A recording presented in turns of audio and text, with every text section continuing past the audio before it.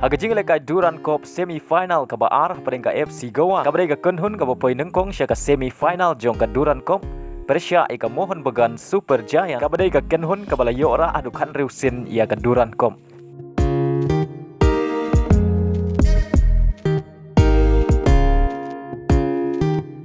Haba pai siya ka jingle kai ka FC Goa ka layo bat penki jar nengkong tang ha ka minute ka baar peulai Lengbau Noah bat gane ka deiru ka gol ka ban riu ka jongu ha gane ka Duran Cup menta ka samoy.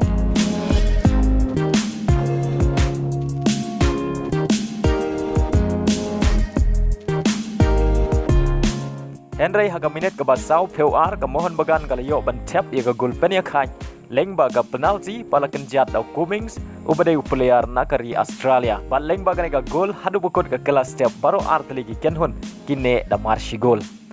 Haga jingle kai haga kelamit ka mohon bagan kala yo biang bentep yaga gol ka baar Lengbau Armando Sadiku ubadai nagari Almania kata haga minit ka bahan riu peway.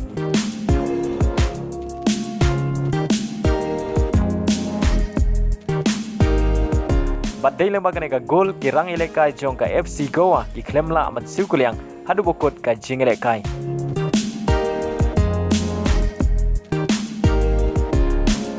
Haga baga mohon bagan Super Giant kalala bat pelim da ar la kawai padi orong siya ka final jong ka Duran Cup bat kani genduk Persia ya ka East Bengal ka badai ka klub nagaju ka Jaka bat kani ka jingle kai final hapadeng kini ki ar teli ki kenhun kabala tip kum ka Kolkata Derby kala bat penkhapnya ya ka Salt Lake Stadium ha Kolkata ka badai ka Jaka bat penlong ya ka jingle kai final ka bangiam hadu prapeusan hajar ngut kinong peikai ya ka final jong ka Duran Cup mentau snem ar hajar ar peulai on penlong haka lai tarik jong menai September.